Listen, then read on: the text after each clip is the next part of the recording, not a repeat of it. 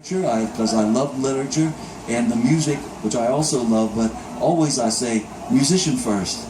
I love the literature, but I was always a musician first, and that's what has taken me, anywhere else. When I grew up, I was really come from a very, very poor family. We didn't have very much money or anything. This is why my father worked so much. We had to work many different jobs, but. And so I never thought that I would ever really kind of get out of my neighborhood where I was born. I thought I would probably always be here. And then when I started playing music and doing some of the writing and things that I do, it gave me the opportunity to go first to Belgium. And I always remember how I felt when I went to Belgium and I was standing in another country for the first time. And I say, the blues has done this for me. The blues has helped me get to this place, and I just felt all of a sudden like I was in such a different kind of world that I would never ever be in. And since then, the blues has taken me to the Netherlands and to Italy and to France and to Germany and my beloved China, which I love most of all. I always come back to China. I come here actually at least once a year in the springtime, in May, June, and a couple of weeks in July to do some teaching, but usually at Central China Normal University in Wuhan and some other universities there, as I haven't been really in Hong Kong very much. But come over here and talk with people about the literature and music that I teach in America, some African American, some Native American Indian, some Jewish American. So I started out also doing ethnic American literature too. And it allows me to appreciate what America is supposed to be. When I say America is supposed to be, America is a good place, but there are many things that have been done that are very wrong in America as well. And one of the things has been the way that people, non-European peoples, have been mistreated in our country. And I was lucky enough to come up at a time when people were beginning to study more Native American, Italian American, Jewish American, African American, Chinese American, and Japanese American, these many different kinds of cultures. And that's what America is supposed to be all about. It's that when Donald Trump says, "Oh, make America great again," Langston Hughes had a poem, and he said, America never was America to me. And he's very right about that. America never was what America, the ideal America, was supposed to be, was never that to Langston Hughes and so many other different cultures in America. So one of the things that I hope to do is to help people understand the great contributions that have been made by all of the various groups in America through American culture and to world culture. And it has also allowed me to appreciate more the cultures that I have been able to come across in the countries where I have gone to teach. Because when I go to teach, I also go to learn. You always have to keep your ears open and keep your eyes open, and you can learn so much. I always say, being a teacher means you know how much you don't know. You have to know how much you don't know, and you have to know how much you have to learn. Oh, I wish I had another lifetime to read all the books I haven't read and listen to all the music and meet all the people I haven't met.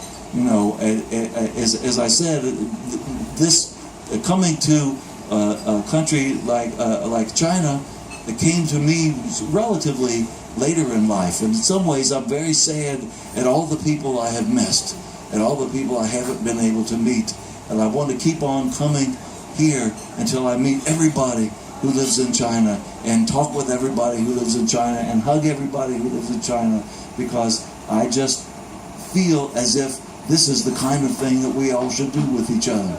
Share with each other, love each other, make our world one big unified place. Many different people, but there's a saying, they put it on American money, not the best place for it, but out of many, one. Out of many, one. And we should be, as a world, we should be one people. And I think that the music and the art the literature, various different things, is one of those things that can bring us together and expresses those kinds of feelings so well. So I don't know what else you would like. What else you would like for me to say about? That's kind of my philosophy of music, but it's not a kind of separatist philosophy. It's not like I like the department that I teach in. I teach in an Afro-American Studies department. It's not a literature department. It's not a history department. It's not a politics department. It's not a philosophy department. It's all of those. Okay? So we bring all of those things together.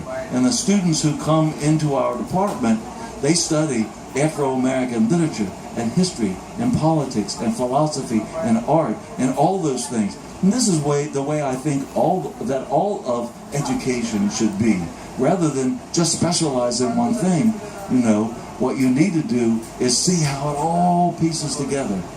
Because the more I learn, and I realize I have a lot to learn still, but the more I learn, the more I see how everything has its place, how everything fits together, and how everything should be welcomed as valuable in and of itself. Sometimes people talk about the blues and they say, oh yes, the blues is very important because it influenced rock and roll, or it influenced rock or heavy metal or many other things. And say it has its importance for that, but that's not its primary importance. Its primary importance is that the blues is the blues.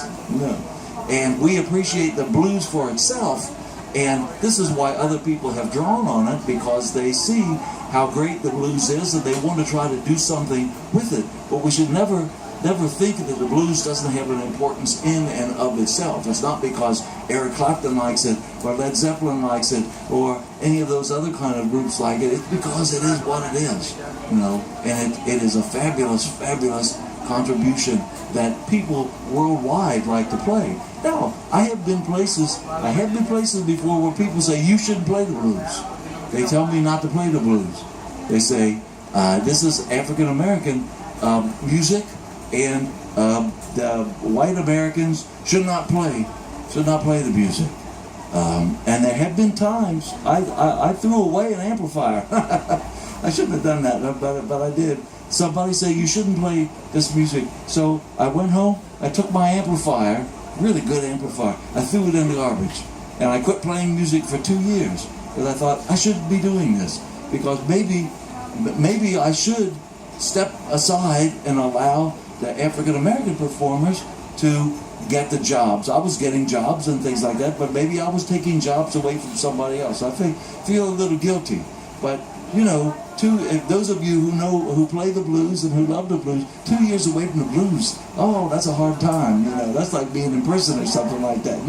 All the stuff comes back inside your heart again, and you can't, free yourself. And so finally, I said, well, I don't claim anything for myself as a blues performer. I just like to play the music. I have to play the music, and so I will do it.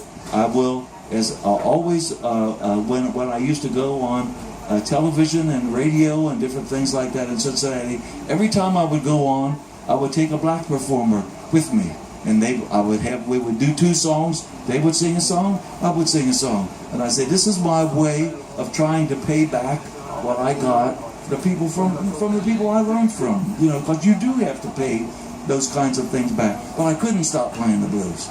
It's just too meaningful to me to play. It is, but even when I played other kinds of music, like bluegrass and stuff like that, it was always kind of a bluesy way that I played it too, or jazz and things like that.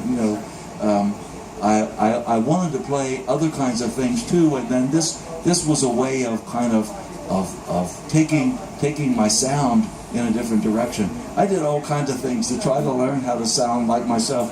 I used to take the harmonica, and I would turn it upside down, and I would try to play it upside down and backwards to kind of train myself to stop playing in the patterns that I was always playing in. I don't think it helped me to do that, but I tried it, I tried to do it that way. And then I just thought, okay, I have to start working with tone and vibrato and things like that. and try to build a different style out of those kinds of things. And so it's not that, there are times when I play when I think, this is something that Little Walter would play, or this is something that Sonny Boy Williams would play. There's still times when I fall into playing, and I think of it as kind of a tribute. I will play something that Little Walter recorded on a solo, or Big Walter Horton, or somebody like that, just because I admire it so much. And sometimes I think, I can't do, originally this is the way I thought, and I think I still think this way kind of, but I have gotten a little bit more confidence. Originally I thought, I can't play anything, I can't come up with anything as good as what Little Walter played, or as good as what Sonny Boy Williams had played, so I might as well just try to copy what they do. But then after a certain time I thought, nah, that's really not what I have to do. I really have to, I'm kind of running away from what I think is necessary in the blues, and so I have to see if I can come up with something anyway. Now, sometimes when I play harmonica solos, when I do recordings, I will make up a solo specifically for a recording. If you listen to Little Walter did not necessarily do that, but you can listen to multiple takes of Off the Wall or Juke or something like that, and Little Walter will play something entirely different. Take one, they'll do it, and then they do take two, and it starts out differently. He plays entirely different things. There are songs that he sings where the lyrics are entirely different from one take to another. And Robert Johnson will do the same kind of thing. So there is a sense that they're truly kind of improvising on the spot. But I thought to myself, if I need to come up with something that fits this song exactly, and I will always associate with this song, so I try not to repeat myself. Because it's one of the hardest things is to try to play something different all the time, You fall back into, I know those of you who play the harmonica know sometimes, I played them and I played that already. And you can play it again and stuff. I said, no, I got to stay away from that. And so I would try to make up something that would just match one song. And so if does anybody have my CD?